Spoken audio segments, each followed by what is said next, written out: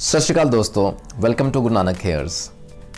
कोस्टोकॉन्ड्राइटिस आज का topic. There was a question regarding costochondritis, तो आज की शॉर्ट डिस्कशन रहेगी। व्हाट इज कोस्टोकॉन्ड्राइटिस, क्यों होता है, कारण, symptoms and very important part of treatment, homeopathic part of treatment. Fine. Costochondritis दोस्तों कॉम्प्लिकेटेड सा लगता है वर्ड, लेकिन इट्स वेरी इजी। बहुत सरल भाषा में बात करेंगे so that every one of us can easily understand. पसलियों का दर्द कह लीजिए, लेकिन I want to be very specific here. Costochondritis किसे कहते हैं दोस्तों? आइटिस लग गया ना तो it means inflammation, very simple. और कोस्टोकॉन्ड्रल रीजन में इन्फ्लामेशन हो उसे कोस्टोकॉन्ड्राइटिस कहते हैं। अब समझिए कोस्टोकॉन्ड्रल रीजन कौन सा रहता है। ये जो हमारा चेस्ट है ना, there are ribs, the rib के जो पसलियाँ हैं, these upper ribs are attached to the central breastbone। ठीक है, जिस स्टर्नम के साथ अटैच्ड है जो रिब्स, ठीक है, वो अटैचमेंट कहाँ है? Through cartilage. अब ये जो जंक्शन रहता है, the ribs that are attached to the breastbone through the cartilage, उस जंक्शन को कहा जाता है कोस्टोकॉन्ड्रल रीजन। ठीक है, अब किसी कारण से अगर इस रीजन में इन्फ्लामेशन हो जाए उसे हम कहेंगे कोस्टोकॉन्ड्राइटिस। फाइन। सेकेंडली दोस्तों, टिपिकली देखा जाए, usually what happens is costochondritis is harmless. ठीक है, ये पेन जब आती है ना तो खुद ब खुद चली भी जाती है with the passage of time. Typically it is this way. लेकिन अगर ये नहीं जा रही वापस, नॉर्मल नहीं आ रहा situation, then we need certain medications. Second case ये आ जाता है। नॉर्मली ये चली जाती है, लेकिन अगर मेडिकेशन से भी नहीं इम्प्रूव हो रहा, we need to get certain diagnostic tests to be performed. देखिए, सिम्टम्स में बात करेंगे ना तो चेस्ट पेन सबसे उभर के सिम्टम आएगा। अब इससे हमारा ध्यान जाएगा कहीं एंजाइना तो नहीं, कहीं अंडरलाइंग कोई हार्ट डैमेज तो नहीं हो रहा, कहीं इस्कीमिया का अटैक तो नहीं है, कहीं कोई और कारण से तो नहीं ये चेस्ट पेन हो रही। So we have to rule out all the causes to arrive at the final diagnose कि ये कोस्टोकॉन्ड्राइटिस है। उसकी भी पहचान बताऊंगा आप पे। बने रहें वीडियो के एंड तक मेरे साथ, बहुत कुछ सीखने को मिलेगा। जैसे मैंने कहा ना, इसकी पहचान बहुत इंपॉर्टेंट है to differentiate between other symptoms.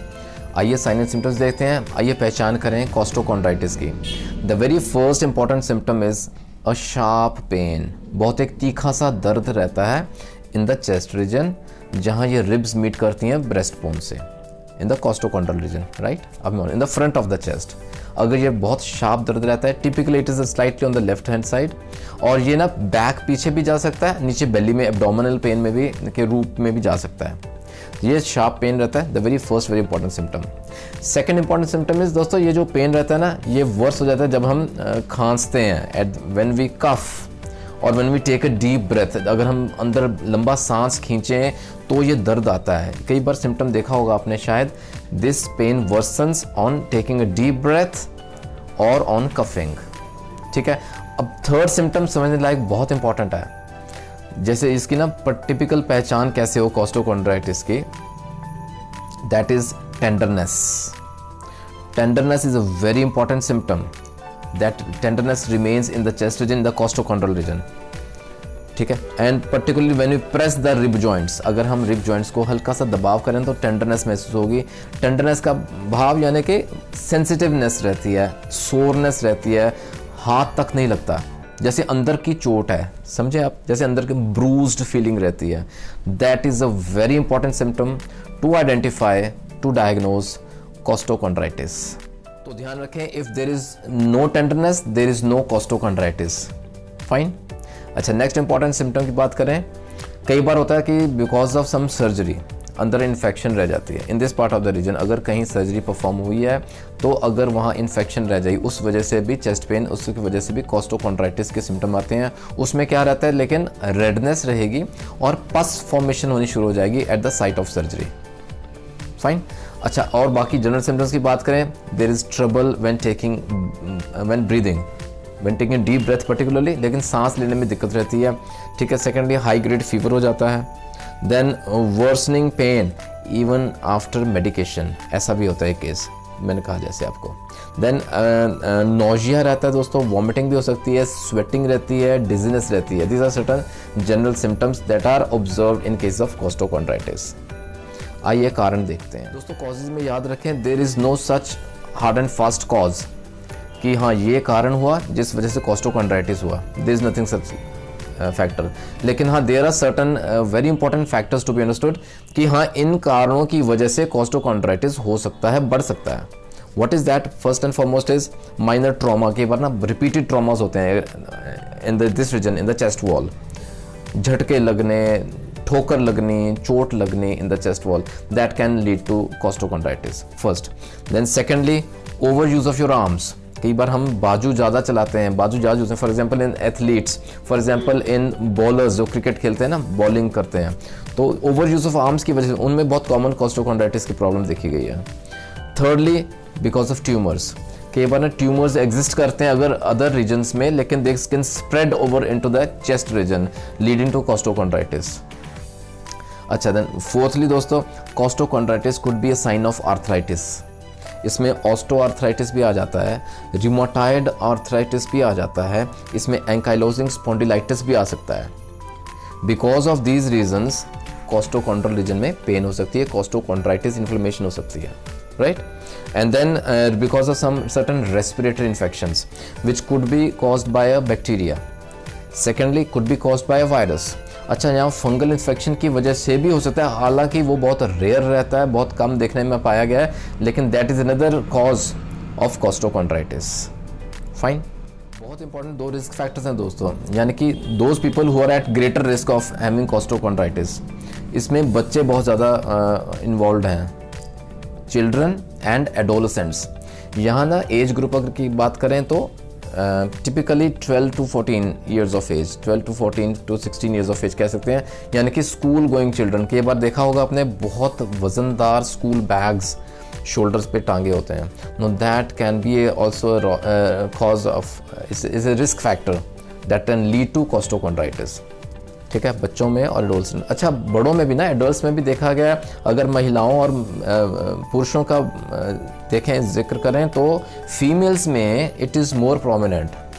महिलाओं में ज़्यादा कॉस्टोकॉन्ड्राइटिस देखने में आया एज़ कम्पेयर टू मेल्स। और इसमें भी अगर रेशो देखें तो 70-30 की रेशो रहती है। 70% female are more prone to get costochondritis and 30% mails. अगला महत्वपूर्ण सवाल आता है डायग्नोज का। इसको डायग्नोज कैसे करें? देखिए, सिम्टम्स में हम देखा ना, chest pain is a very prominent symptom. Okay, इसको डायग्नोज कैसे करें so that we rule out other causes कि कोई हार्ट के साथ लिंक तो नहीं है। So we should get an echo done, we should get x-ray, chest x-ray done. ठीक है, we should get certain blood test done. उससे क्या होगा, ब्लड टेस्ट में हम देखेंगे कि WBC काउंट बढ़ा तो नहीं है, to rule out an infection. Fine. Chest x-ray में हम निमोनिया को रूल आउट कर सकते हैं, वेरी सिंपल। और इको से हमें हार्ट डिजीज़ की पहचान हो जाएगी, कहीं कोई हार्ट को डैमेज तो नहीं हो रहा, कोई हार्ट डिजीज़ अंडरलाइंग कॉज तो नहीं है। ओके, सो अच्छा हाँ, अगर ये टेस्ट्स भी नॉर्मल आए हैं, लुक फॉर टेंडरनेस। जैसे मैंने कहा ना, if there is no tenderness there is no costochondritis. और ये टेंडरनेस भी हम देखेंगे in the upper ribs, second से लेके 4th up to 6th rib तक नॉर्मली देखी गई है। अगर वहाँ टेंडरनेस रहती है, it is a clear cut case of costochondritis. Costochondritis को मैनेज कैसे करें? Before we start the treatment part we should know certain tips. देखिए, अगर हम कई बार ना हॉट फर्मेंटेशन करें या कोल्ड आइस पैक लगाएं, जैसे भी आराम मिले तो लोकल हम उसे यूज़ कर सकते हैं to relieve pain first. Secondly, strenuous exercises avoid करें, जो कि बहुत ही टफ या डिफ़िकल्ट एक्सरसाइज रहती हैं, वो अवॉइड करें। सिंपल स्ट्रेचिंग एक्सरसाइज हम कर सकते हैं। ओके, और ट्रीटमेंट की पार्ट में भी ना, in all the pathies they will all advise you pain killers. Come to homeopathy. दोस्तों, होम्योपैथी है तो हो बेहतरीन, बहुत ही इफेक्टिव होम्योपैथिक मेडिसिन आती हैं। We should work out on the root cause. ठीक है, सिम्टम्स के आधार पे देंगे, पेन किलर्स होम्योपैथिक देंगे। Homeopathy treats safely and surely. Come to homeopathy. दोस्तों, सबसे बेहतरीन, सबसे महत्वपूर्ण, the number 1 remedy to treat costochondritis I would say is arnica. Nothing like arnica. इसमें दोस्तों याद रखें, the pain worsens on movement, on coughing, on sneezing. झटका लगता है ना, हल्का सा मूवमेंट रहता है तो दर्द बहुत सीवियर हो जाता है, वर्सन हो जाता है, बिगड़ जाता है, वहाँ हम आर्निका देंगे। और टिपिकल सिम्टम याद रखें, अंदर की चोट है, समझें। जैसे कि ना अंदर किसने पीटा हुआ है इन the chest reason, bruised feeling, याद रखें जहाँ भी ब्रूज्ड फीलिंग रहेगी arnica will be the drug of choice. दोस्तों गोल्डन रूल हमेशा याद रखें, arnica is the best medicine following trauma. Okay, second very important medicine is RT, rhus tox, बहुत महत्वपूर्ण पेन किलर होम्योपैथी में। यहाँ ना अगर पेशेंट रेस्ट करता है ना तो उसे दर्द बढ़ता है, और जैसे हल्का सा मूव करना शुरू करेगा या कुछ मूवमेंट रखेगा आर्म्स की हल्की फुल्की तो उसे आराम मिलेगा। और स्टिचिंग पेन्स रहती हैं चेस्ट में, याद रखें रस्टॉक्स वहाँ बहुत अच्छा रोल अदा करती है। Next very important medicine is Bryonia alba, और ये भी बहुत महत्वपूर्ण पेन किलर है होम्योपैथी का। ब्राइनिया में ना दोस्तों आराम करने से उसको रिलीफ मिलेगा।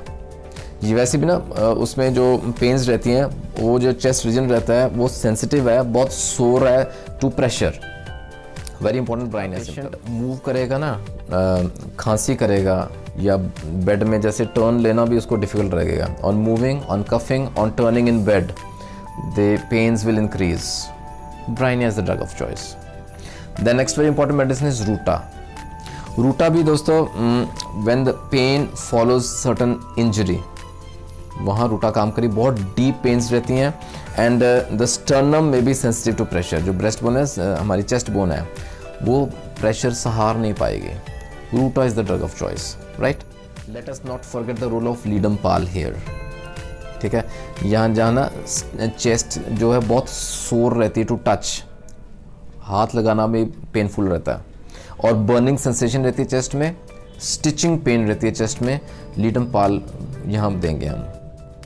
Belladonna, when there is a painful pressure in the chest जो कि पीछे को एक्सटेंड करता है, एक्सटेंडिंग टू द बैक, ठीक है, और जो बर्निंग सेंसेशन रहती है specially on the right side of the chest, strong अगर दर्द रहता है ना, बेलाडोना 6C हम आधे घंटे बाद 3-4 डोजेज दें to get immediate relief in acute cases, right. और दोस्तों रेनक्यूलस बल्ब, ठीक है, यहाँ ये यूज़ करेंगे जहाँ बहुत शार्प कटिंग स्टिचिंग टाइप की पेन रहती है चेस्ट में, और ये मूवमेंट करने से बढ़ती है, स्टूपिंग करने से बढ़ती है, अगर हम बेंड करें तो ये पेन बढ़ जाती है चेस्ट पेन।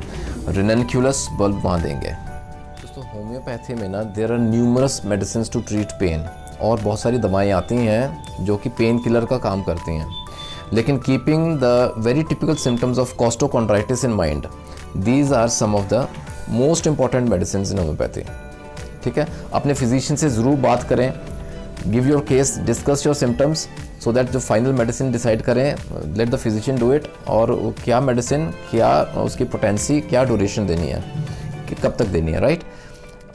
दोस्तों नथिंग लाइक होम्योपैथी है तो होप है। Stay tuned for more such videos. आपके मन में कोई डाउट है, कोई क्वेरी है, कोई सुझाव है, most welcome, you can mention in the comment section. आप मुझे व्हाट्सएप भी कर सकते हैं, I am very close to you. You can also mail me at gunanakas@gmail.com. अपना ख्याल रखें दोस्तों, till we meet in the next video. Take care and God bless.